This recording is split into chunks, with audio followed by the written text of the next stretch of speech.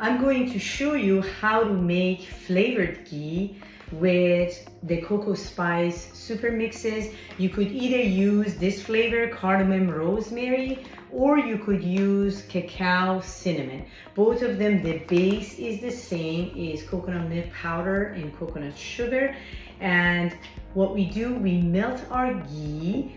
Ghee is clarified butter that you remove the allergens. People who have dairy allergies, they can tolerate ghee because the proteins are removed.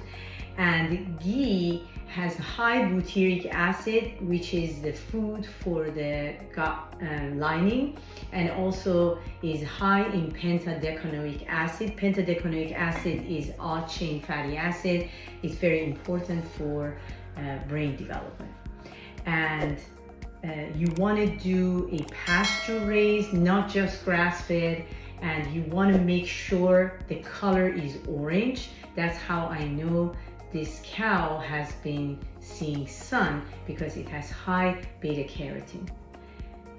First, we melt our ghee, about 4 ounces, and either of these two flavors are good.